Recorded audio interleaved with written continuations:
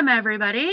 It's nice to have you here. I'm Robin Harvey with Be Strong Families, and this is our webinar series, Staying Strong and Positive for Ourselves and Our Children. As you're coming in, if you could put your name and your location into the chat, we really like to see where our audience is coming from. We have an exciting presenter for you today. I'm super excited to be with Heather, and we will get started in just a few minutes. Again, put your name and your location in the chat and let us know where you're coming from. All right, I'm going to start us off. I'm Robin, and I'm from DeKalb, Illinois, about 60 miles straight west of Chicago. Andrew Hitchcock is in the background. He's doing our web tech. He's from Minnesota. We have Denise Brewer here from Texas. Welcome. Anaje from Pennsylvania. I was just in a meeting with you. Hi, welcome back. Who else is here? Danica from East St. Louis. Welcome. Oh, Andrew's from Wisconsin. He lives in Minnesota. Thanks, Andrew. All right, if you're just joining us, this is Be Strong Families webinar series, Staying Strong and Positive for Ourselves and Our Children. If you can put your name, your first name and your location in the chat, we'd like to know who's in the audience and where you're all from. We have people here from Texas and East St. Louis, Illinois, somebody who is from Wisconsin that lives in Minnesota. Hi, Dolores, where are you from? Andrew's also putting some gentle reminders into the chat. We're on YouTube. If you'd like to join us live or watch a webinar later, you can click that link. Bianca from Fairview Heights. Hi, Fairview Heights. I'll be down there next week. Awesome. And Michelle from Fate, Texas. Fate, Texas, where is that in Texas? North, south, east, west? East, all right. Welcome. I have in-laws that live in Beaumont, just south of Houston. All right. One more time, Be Strong Families, staying strong and positive for our children, ourselves and our children. And if you could put your name, thank you, Dolores from Chicago, name and location in the chat, we can go ahead and get started. Andrew, Wendy, hi, Wendy from Allentown. There's a couple different ways to engage in our webinars. When you're ready to speak, please raise your hand and we'll ask for you to unmute yourself. Feel free to type your comments in the group chat, but please make sure it's going to everybody. You can do that by clicking that down caret and hitting everyone. Otherwise, it's just going to go to the panelists. Hi, Jenny from Cadillac, Michigan. I love Cadillac. What a great place.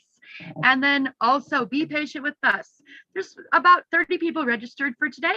We expect about half of them to appear. So we're going to have a really great, lively time and conversation with Heather. Hey, Andrew, you can go to the next one. All Be Strong Families webinars run on agreements. The agreements are, we're going to all speak from our own experience using I statements. Okay, talk about your story. We're going to follow the golden rule, treat other people the way you want to be treated. We're going to bring our full presence, no multitasking. Please give yourself this gift of 1 hour of self-care. And then if you need a minute, go ahead and take a minute. So if everybody could type I agree into the chat, then we know that we're creating the safest and the most brave space that we can. Thank you. Thank you. I see you, Wendy. Thank you. Awesome.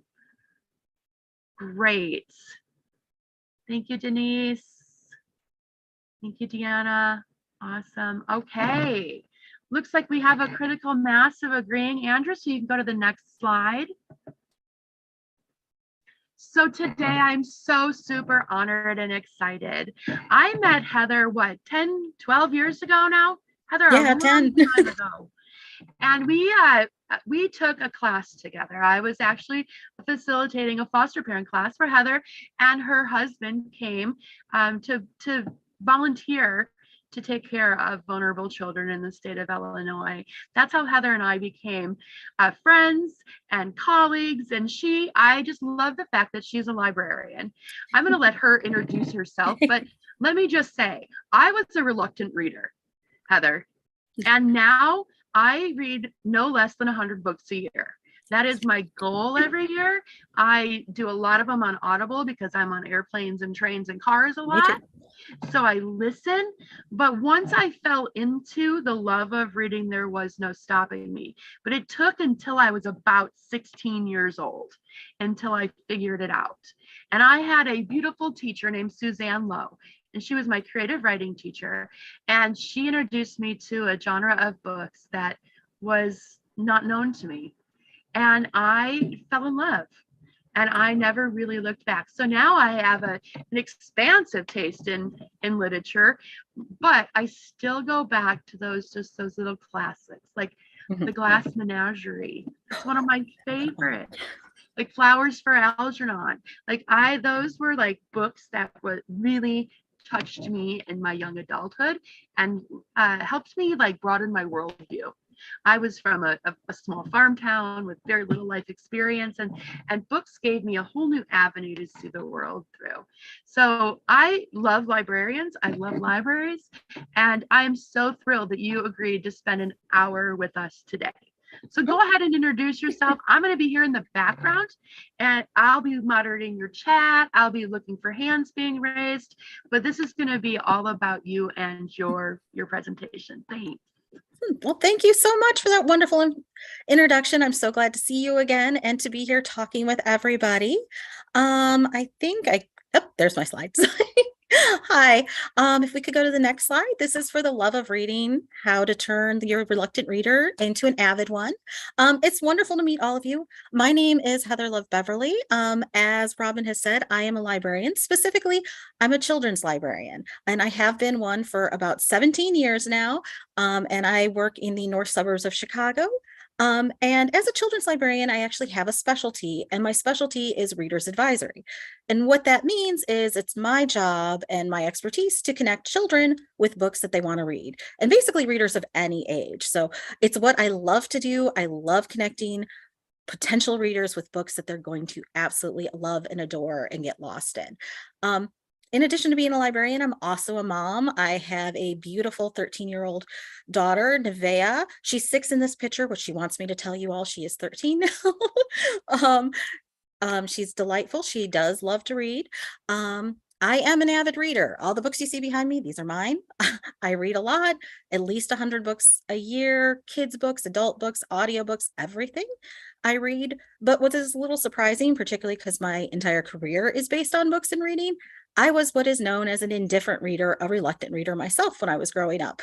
Wasn't that I couldn't read. It wasn't that I didn't have high reading levels. It's just I'd rather do anything but pick up a book when I was a kid. But things changed, and about when I was like 10 or 11, I connected with the right book and I fell in. So I didn't start off life as an avid reader. I became one. So there is hope for every reluctant reader out there. And we're going to talk about that today. So if we don't mind going to the next slide, we're going to talk books and reading, and we're going to have a lot of fun. Throughout the presentation, if you have a question, please don't hesitate to raise your hand, type it in the chat. I love answering questions. As a librarian, that's what I do. Okay, yes, so ask me any questions. Let's start with the next slide. So the benefits of reading.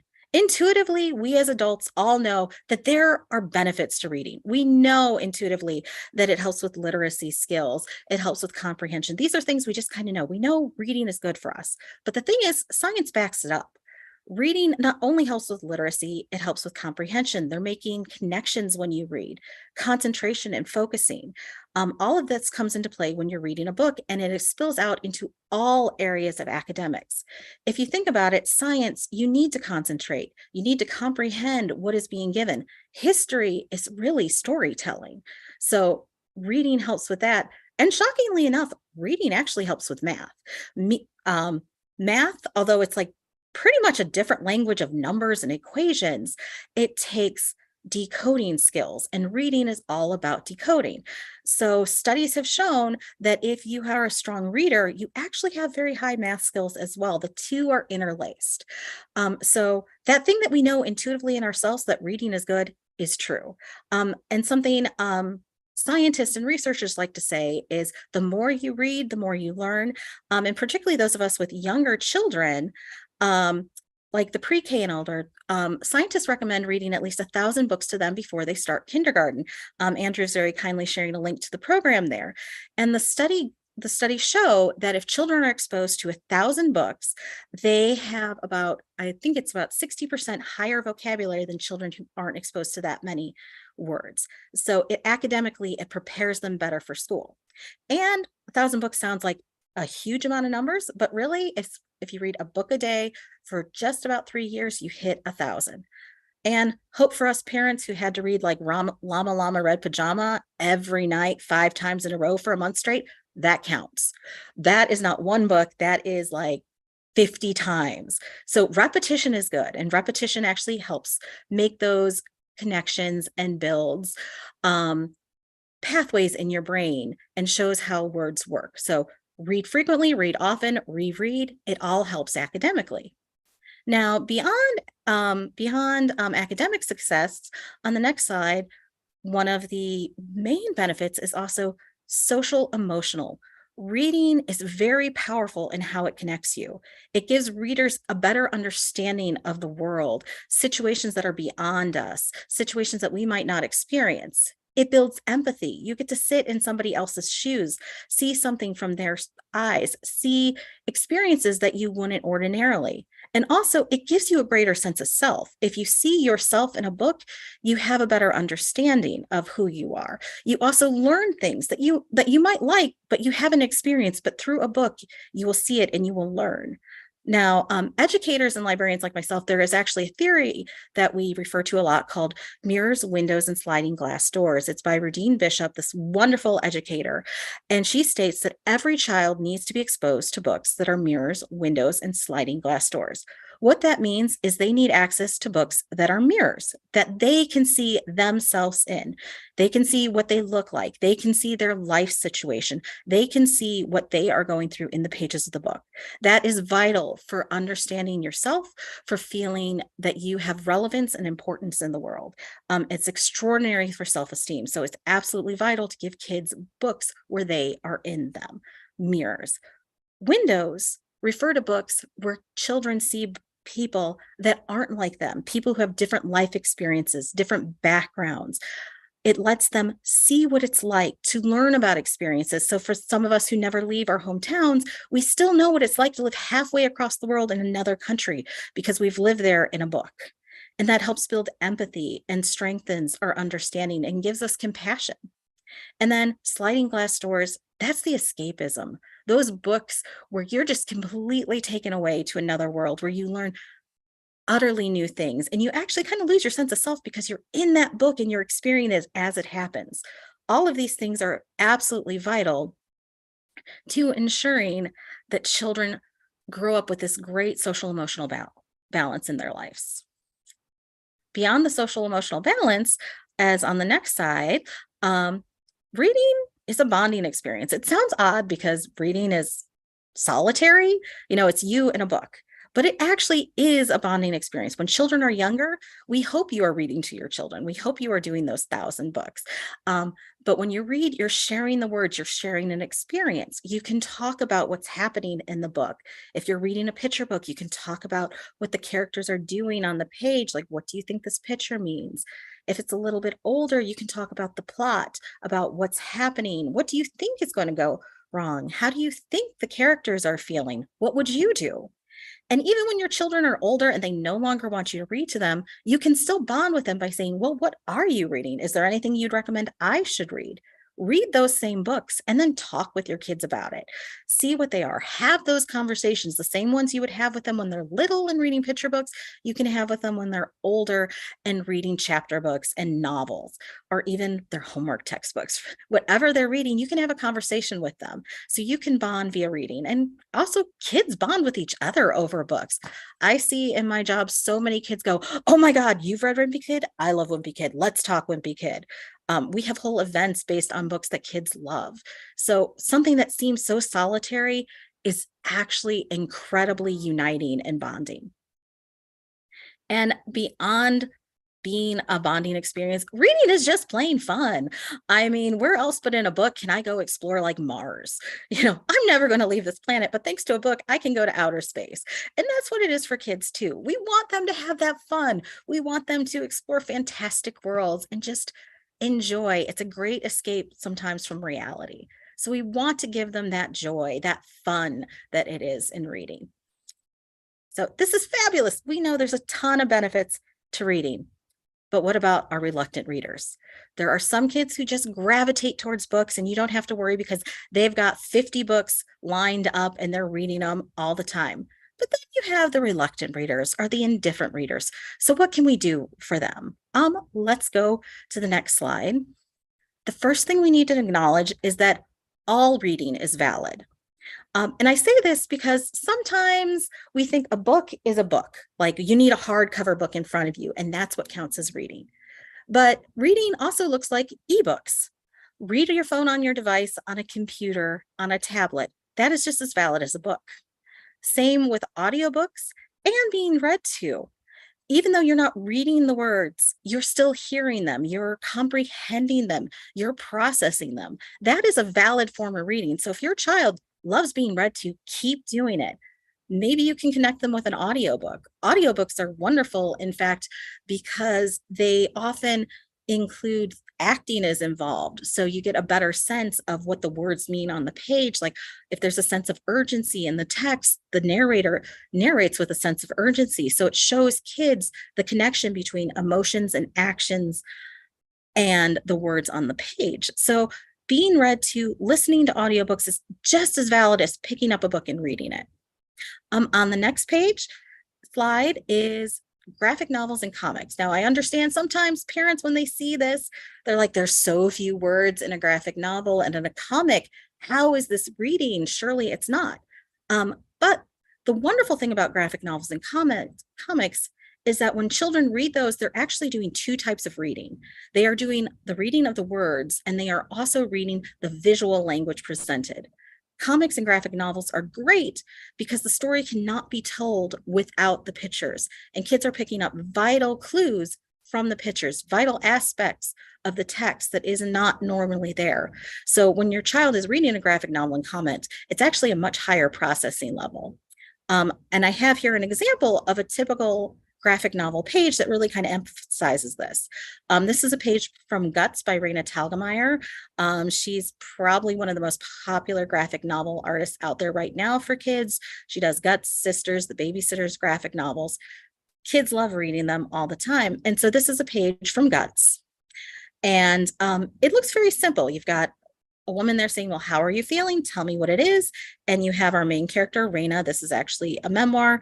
It's like, what's on my mind? I don't know. And if you look at the images here, you can see there's like the sickly green color, the swirl of emotions, and it's all pressing down on her. Oh, somebody's a Raina fan. Yeah. And then at the very last panel, this very small, I don't know. And in these few images, Raina Telgemeier manages to convey to the reader this overwhelming sense of anxiety and fear and pressure she is feeling, and all without long paragraphs of discussion. So this is what children are comprehending when they read graphic novels. So that's why we say a graphic novel is a valid form of reading.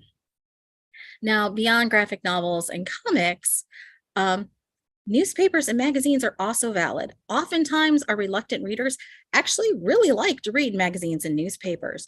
They're shorter, the information is easier to to digest. They can read it quicker. So sometimes take a look. You might see that they're picking up a magazine and reading an article here or there. They might look at the newspapers. And I'll say it's also valid for reading newspapers and magazines online. That's where I read them these days. So if that's what they're reading, that's great. And then I know it sounds ridiculous, cereal boxes, billboards, as long as your kid is reading, it is entirely valid. If they're at the breakfast table, plop the cereal box in front of them. Out of sheer boredom, they will read the box. When you're in the car driving, point out the billboards. It's great for young kids because when they're just beginning the reading, they can sound out the billboards and it entertains them. But it's valid. Maybe it's not necessarily what we automatically think of when it's a book, but we're getting words in their head. We're exposing them to more. So it all counts. If you see your child reading something, encourage them. So those are different types of reading. Let's get into some of the more nuts and bolts. Now, for those of us with kids in school, you'll often find like teachers are telling you like read at your grade level, you'll read at your Lexile level. And schools have a very valid reason for doing this. They are helping your child reach their grade level. But for us as caregivers and parents, when we want to encourage our children to read, we shouldn't really worry about the level. It doesn't matter if you have a third grader and they want to read a picture book, let them read a picture book. And in fact, I kind of have an example here about not worrying about the level. And just a question for those of you out in the audience. Between Ernest Hemingway's The Sun Also Rises and Diary of a Wimpy Kid, Cabin Fever by Jeff Kenney, which of these two books do you think you'd want to give to a fourth grader? Any answers out of there? Let's see.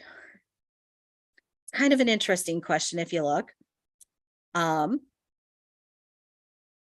Andrew's saying, guessing Diary of a Wimpy Kid. That's a really good guess.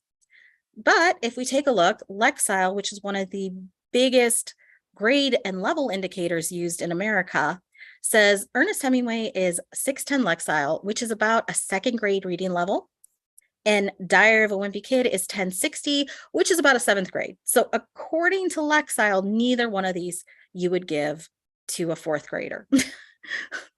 That being said, it just helps to know that Lexile actually doesn't care about the content of the books, just the words being used, the difficulty of the words. So Hemingway is actually known for his very short prose and short words. That's why he's got a lower Lexile than Diary of a Wimpy Kid.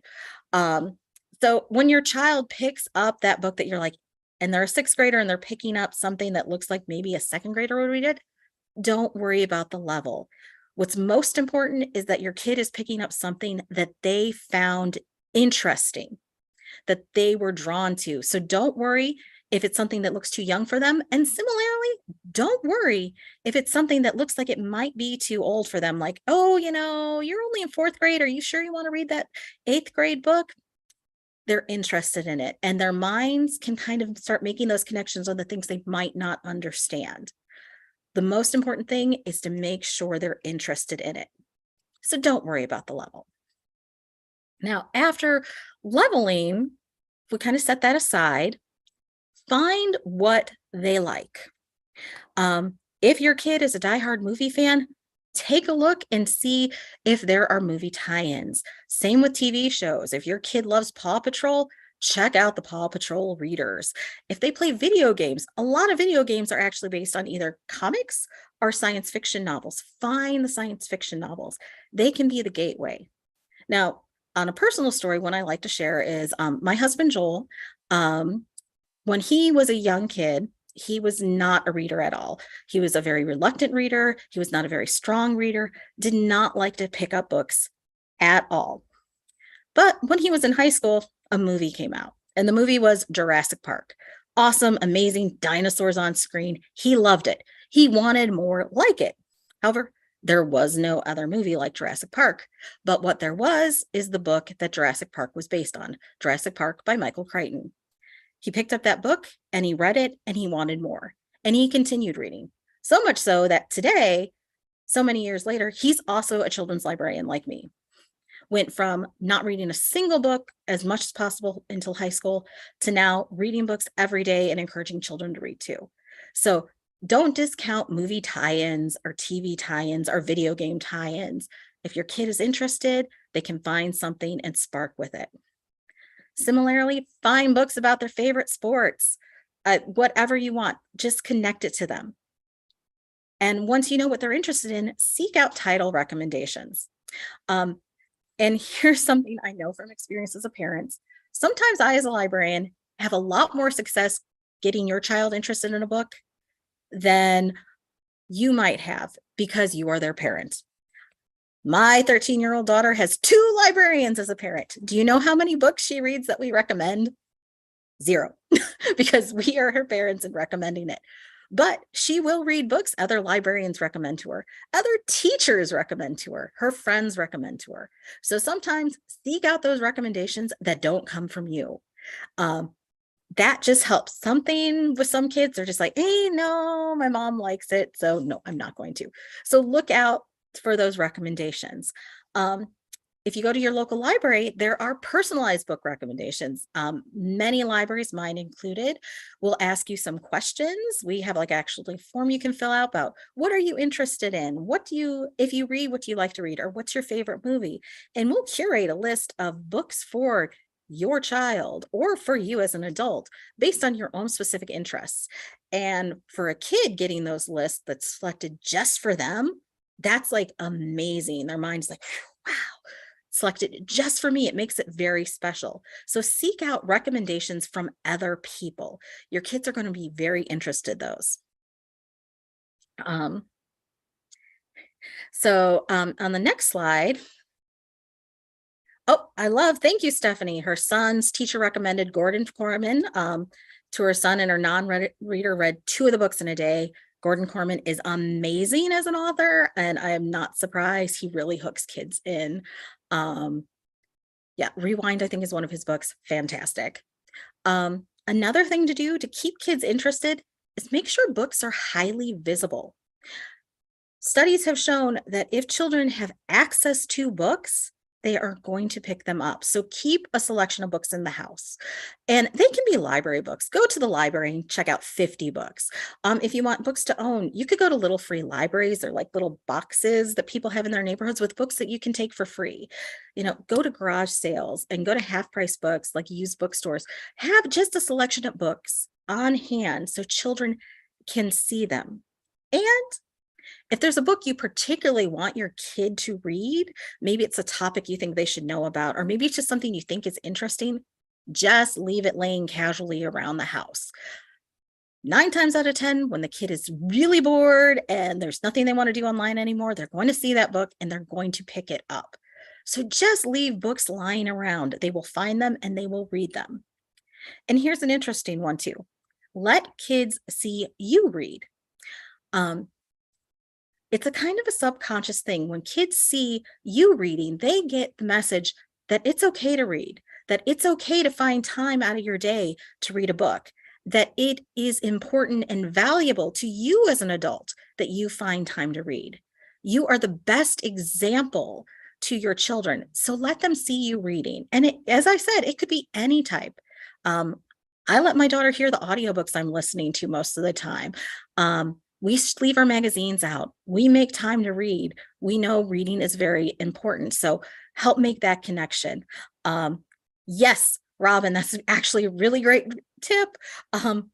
Leave a book or magazine in the bathroom. They will read anywhere. Leave it at the kitchen table, on the breakfast nook. Let them read. All right. Next slide. Incentivize reading. Basically, reward them for reading. If you have a real reluctant reader, sometimes you need to offer them rewards. And it could be something you do within your family, like, hey, when you read this book, like I did with my daughter, we wanted, back when Wrinkle in Time came out in theaters, I'm like, let's read the book and then we can go see the movie. That was our incentive. There's also reading clubs. Every library often has seasonal reading clubs where you read for so many minutes or so many pages or so many books and you get a prize. Stores and bookstores offer reading programs that are utterly free. Barnes & Noble runs every summer a reading program where kids, I think, read about 3 or 5 books and they get a free book. They don't have to buy anything. There are no strings attached. It is an utter free book. Some of those who might be around my age might remember in school getting a ticket from Pizza Hut for a free personal pan pizza if you read enough books. It was called the Book It program. It's back. So encourage your kids with free pizza, but find a way to reward them. Give them something. We know reading is its own reward, but sometimes they need an extra little push. Right, after incentivizing reading, on the next slide, great. You got some tips to get your reluctant reader to read, but now we need to find the books, finding them. So let's see, where can we look for books? First of all, I'm a librarian. I have to say it, the library. We are a great resource for you to come to find books. Not only do we help you connect books based on your interest, we also have a ton of book lists on hand. So you can see, like, if your kid is dragon obsessed, we have dragon book lists. If you do want them to read a book that might be good for fourth grade, we have fourth grade reading lists. And most of these books are kind of curated. So they're for strong readers and for the emerging readers. So that third grade reading level list has some wiggle room. So we have it there. We have displays. I mean, think about when you go shopping, like, there's a reason why, like, the grocery stores have the candy on there, because it's very eye-catching at the checkout. And you're like, I do want that Snickers bar. Displays in libraries work the same way. We put really high interest books up front so you grab them and you want to read them. And it works with your kids too. They're going to see something they like and they can pick them out. And as I mentioned before, librarians love to give personalized recommendations. Sometimes they have an official form process where you can get emailed. Sometimes you can just go up to the desk and say, I need a good book. My kid needs a good book. And we will connect you right on the spot with recommendations. We absolutely love it.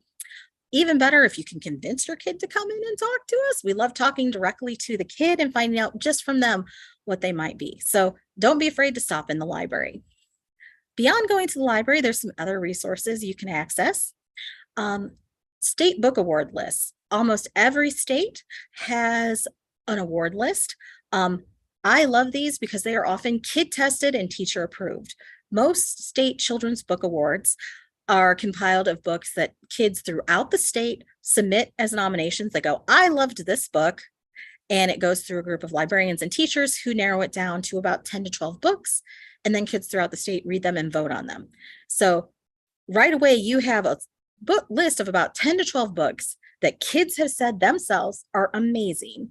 And teachers and librarians have said, we agree, these are great.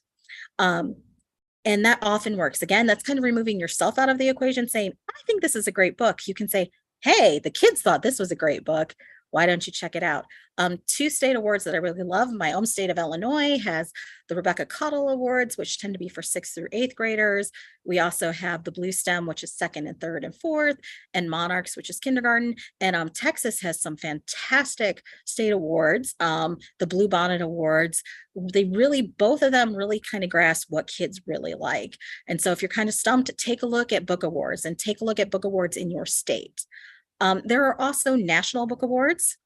There's the American Library Association that has youth media awards. They are announced every year in January, and it goes for, there is the Newbery Awards, which is the best book written for youth. And there is the Caldecott, which is an illustrated book, but there's also specialized lists. YALSA, which is the Young Adult Library Association, has like popular paperbacks for teens, which is just a list of books that have teen appeal.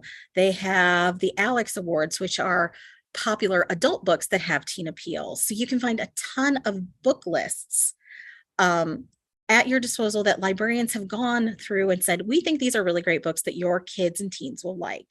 Another national award that's really good is the Boston Globe and Horn Book Awards. It specializes completely in children's books published within the year. So if you're just looking for a solid recommendation, take a look at any one of these lists. After that, Goodreads. Goodreads is kind of fun because it is a social media platform for books, which sounds a bit weird, but basically what it is you can keep track of the books you're reading. There, you can give them a rating like, love this book, I'm giving it 5 stars. I couldn't stand this book, it gets 1 star. And you can write notes to yourself and read. But what's also great is for the user-generated information in it. Every year they have a Reader's Choice Award, which goes out to books published that year that Goodreads readers think are the best, and that includes books for children and teens. So you can see what readers across basically the entire globe think are good books. They also have highly specific book lists on there, which, if you do have a kid who's a video gamer, you can look at the book list and go, video game like books, and you will get a list of video game like books that Goodread users have earmarked and said, yeah, this one is great. And then there's readers' reviews. People, if they read a book, they'll tell you what they liked about it. I like kind of reading it to find, like, if a parent has read a kid's book and said what they thought about it. Does it work? Does it not work? So take a look at those reviews. I use them a lot myself too, just for my own personal books. So I'm like, oh, I don't know. Do I want to read this? What do the Goodreads people say? And based on what they say, I decide if it's worth my time, or do I want to try something else? So Goodreads is a good start. Beyond Goodreads, you can get recommendations emailed right to you. There's a website called Book Riot. They focus on all things literary. They have several newsletters that are sent out weekly. Two that focus on for kids are The Kids Are All Right and What's Up in YA. And what these are they are newsletters that feature not only news and events related to books that are coming out for teens and kids, but there's also book lists. So if there's something happening like current events, they will put out books about those lists of books, or just topics. They'll be like, looking for good fantasies for teens, here's 10 titles. So it's really great because they're just emailed to you right there, and they're very high quality. Book Riot is composed of educators and librarians and teachers who put these together, as well as just avid book readers. So it's kind of nice because it's just emailed right to you, list of books and recommendations right at your fingertips. And that's really handy to have. Beyond Book Riot, these are a few websites that are very good. Common Sense Media, .org. This is one I like to go to, not necessarily for book recommendations, but for me to get a sense of what a book is about.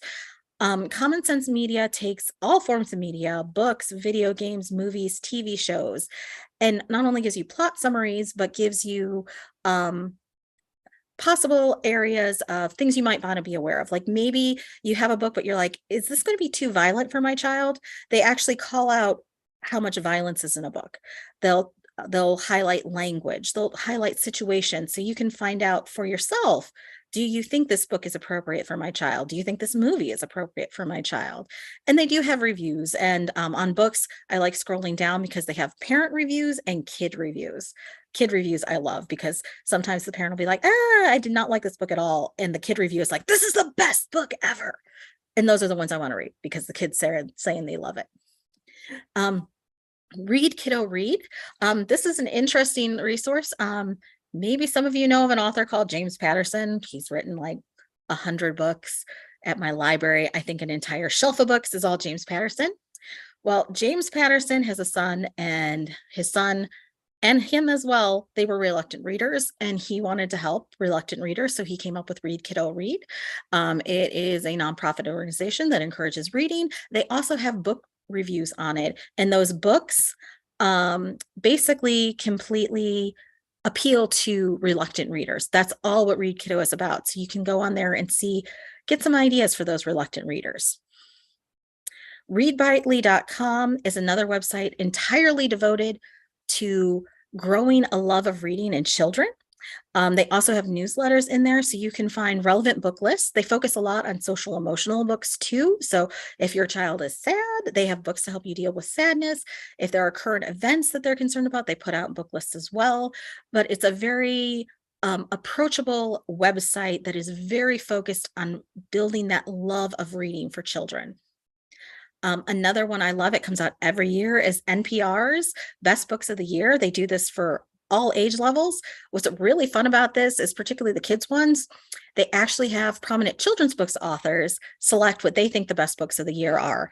And it's really great because you get a whole selection of books that you might not see talked about elsewhere. It's a really rich selection of books that you can read. So it's a wonderful resource to build reading lists.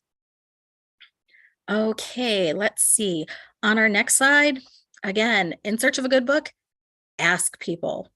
Talk to your friends, talk to fellow parents, particularly talk to other kids.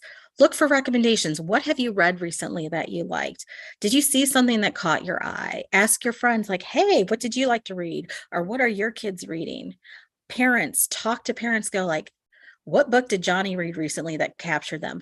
Give it ask them, see, maybe it'll click. Talk to your kids' teachers.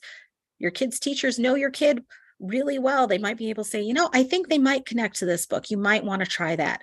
So ask, talk questions, contact people, reach out to your local librarians. Anybody you want, ask, just keep talking. The more you talk about books, the better. All right. So here are just some sources and a further reading on some of the topics I talked about. Most of them focus on the importance of reading to your child, some of the benefits. That Mirrors, Windows, and Sliding Glass Doors essay I mentioned is there. There's some information about leveling books. Some interesting reading if you feel like digging a little closer into that. And I believe these will be linked on the YouTube video as well, so you can take a look at those. And lastly, on our last slide, remember, a reluctant reader is only someone who hasn't found the right book yet. You can help your kid find the right book. They will eventually become an avid reader. Just keep working on it. Don't get frustrated. You will eventually find it and they will make the connection.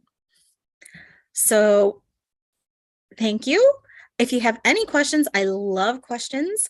Feel free to throw them at me if you want in the little text box. I'm kind of watching there. But please feel free to ask. Alternately, if you want, on the last slide, I have my email address there. Feel free to reach out to me too anytime. As I said, librarian, love questions. Happy to help you any way I can.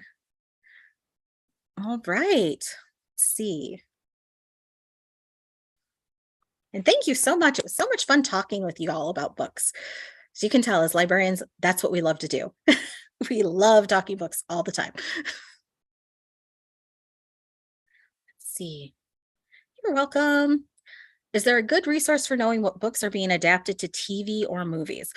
That is a very good question. Honestly, Book Riot is the one I watch. Book Riot puts out every year and they update it about every 6 months with what are the current books being adapted into film or TV. There's a lot, like Netflix is currently doing Shadow and Bone, which is based on the Grisha series, which is awesome. There's The Sandman on Netflix.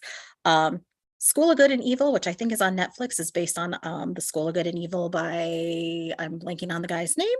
Really awesome book. It's great for like 6th or 8th graders. That's currently going on. So I'd recommend just looking at Book Riot for that to see what's going on. But it's a great point, Andrew. If it's on TV, kids are going to want to read more of it. Right, let's see. All right, Dolores has a raised hand. Dolores, you want to unmute yourself? Go ahead, Dolores. You'll have You're to welcome, Stephanie. Yeah, you'll have to unmute yourself first.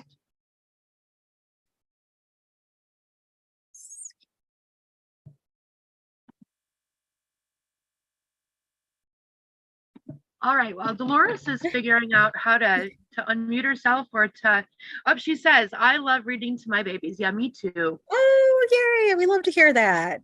Yeah, I know they love hearing you read to them. Right, I love reading to my granddaughter for sure. So I have a question, Heather. So for a kid like me who learned to love to read at about, 14, 15, 16 years old, and then I wouldn't put the books down that I was interested in, but I would forego my homework to read the novels or to read the things that I was interested in. What's a parent to do? You have a preteen or a teenager. Yes. That's an interesting question. It's actually a good problem to have that they want to read so much they don't do homework. At that point, you almost have to incentivize homework over the books. But in all honesty, I think most teachers are going to understand if you have a reader on your hands, or you find ways to tie the reading in to their schoolwork. Like, can that book be used for a school assignment? How does this relate? Sounds ridiculous, but I was such an avid reader that's what my mom would punish me for. Sometimes she'd be like, no books for you tonight. We're like, no. So that's kind of what we have done. Yeah, I have that issue too. I would put my books inside my math book and Yeah. pretend I was doing homework, but I was really reading my novels. Yeah, it's I would do the same thing. Eventually, honestly, it all works out. If you have an avid reader, they're going to get through somehow. Yeah. So Wendy is asking, can you comment on reading prenatally and what books do you recommend? Oh, read. That is actually a very good thing to do because it's just the sound of your voice.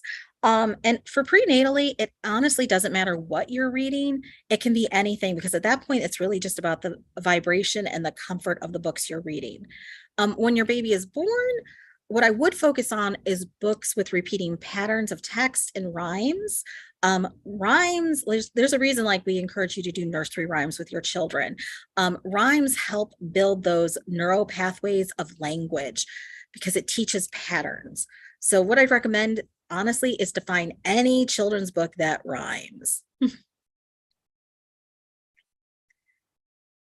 Oh, Robin, you're muted. And Of course. Okay, so Andrew wants to know, out of the 1,000 books, what are your favorite books for reading to kids at kindergarten age? oh, my favorite. Okay, my favorite books to read. Go to Mo Willems, the Pigeon books. Don't let the pigeon drive the bus. He's got a new one. The pigeon wants to ride a roller coaster. They are ridiculously funny. They are over the top. Which, when you're reading to kindergartens, the more ridiculous you can be, the better. There's another book by B.J. Novak called The Book with No Pictures.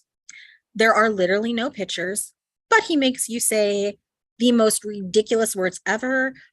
Honestly, I'd read it to kindergartens. I've read it to my 10 when Nevaeh was 10, I read it to her.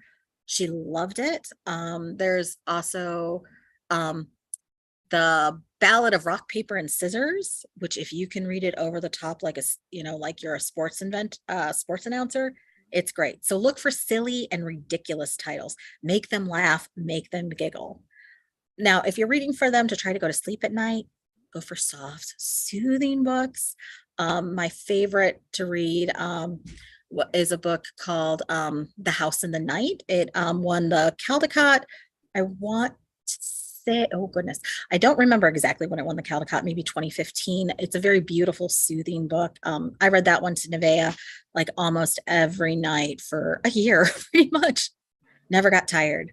When should we start introducing chapter books? Like my granddaughter's 3, and I can't wait to read E.B. White's The Trumpet of a Swan to her.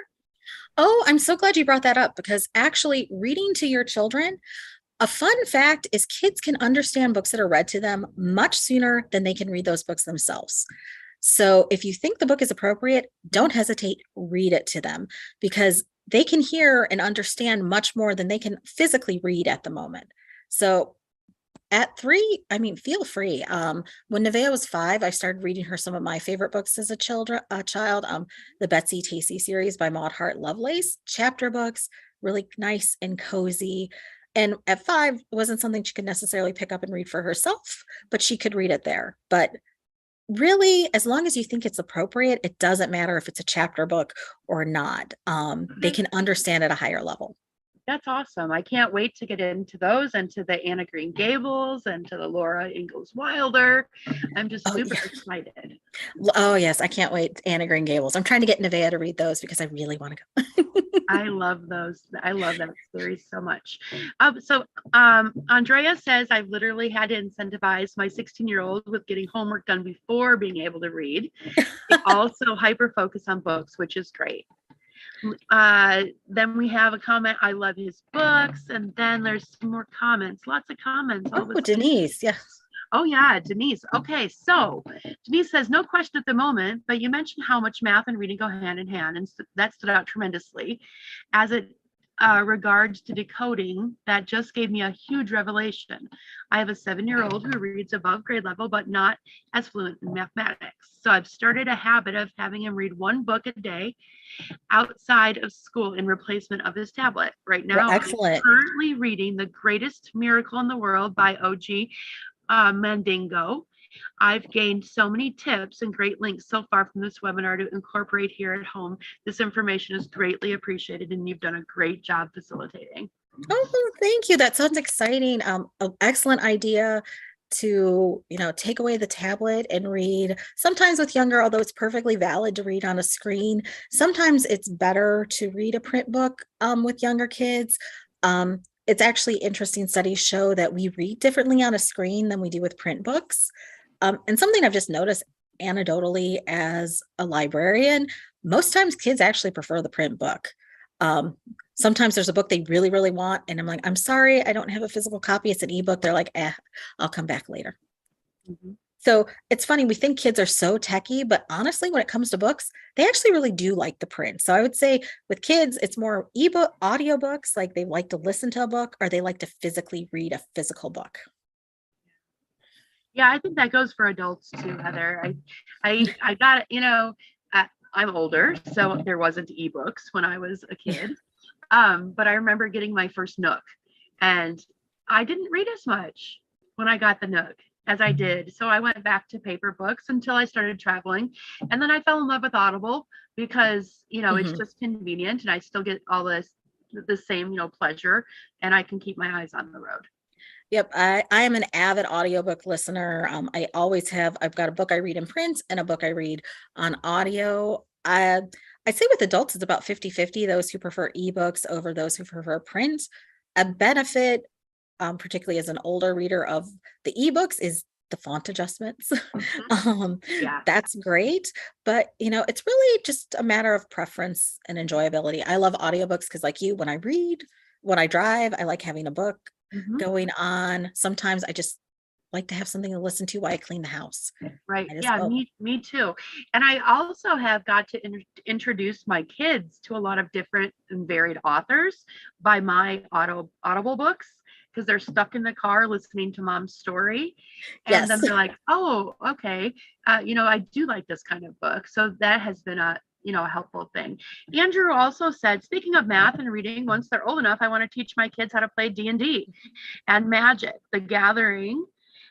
Both require reading and parsing rules from the text alongside using arithmetic to play. Yes, I mean, gaming really, honestly, card games and things like D&D and Magic really rely heavily on math and reading skills. So it's a good thing. Like, that's an excellent idea, particularly like if they get really into D&D, which is all about like building fantasy stories. You can easily segue them into fantasy books. Like, you want more adventures with elves? Let me introduce you to this. Yeah, that's great. And a lot of creative writing for D&D. Yes. Thank you. With, holidays are coming up. If you're doing road trips, get an audiobook, family audiobooks. It's a lot of car time. Find a good book to read. There's some great ones. Yeah, we did that. Growing up. That's how we listened to all the Chronicles of Narnia. Was the audiobooks on all of our vacations. Yeah, they're great. The Harry Potter series on Audible is audio is fantastic. There is currently it's also an HBO series, The Golden Compass. Those are probably some of the best audiobooks I've heard. It's a multicast audio. Also, there's one like we love called the Bartimaeus trilogy. Was just an excellent narrator, and that even got my non-fantasy reader hooked. Yeah, that's awesome. That's awesome. All right, Andrew, let's go ahead and start to wrap up. If there's no more questions for Heather, you can share the rest of the slides here. All right. So something, Heather, that we do at the end of all of our webinars is we choose something to amplify. So we do a hashtag amplify. So Be Strong Families today's is amplify love of reading. So if everybody could put their hashtag in there, that'd be great. Andrew says hashtag all reading is valid. Anybody else got one? Let's see. I'm going to put mine in amplify. Oh gosh, 100 books. I'm going to do amplify 100 books because that's always my challenge. 100 books a year. Goodreads has a reading challenge every year. That motivates me. Yeah, when I was a sophomore in high school, our school gave us a reading list of 100 books, and it was my challenge to myself to read that 100 books. The only book I didn't read on there was the Bible because it was just so long, and I just couldn't get through it. Stephanie says, "Amplify family reading is an adventure." Yes. Yes. Awesome. That's really great. Okay, Andrew, you can flip the slide. All right, so every Friday, everybody, you know, we have a Taste of Cafe. This Friday, October 21st, is Being Different, Belonging Together. And that is a great time that is hosted by our National Parent Cafe leadership team. Parents who host cafes all around the country lead this. Please go ahead and use that QR code and register for a great time.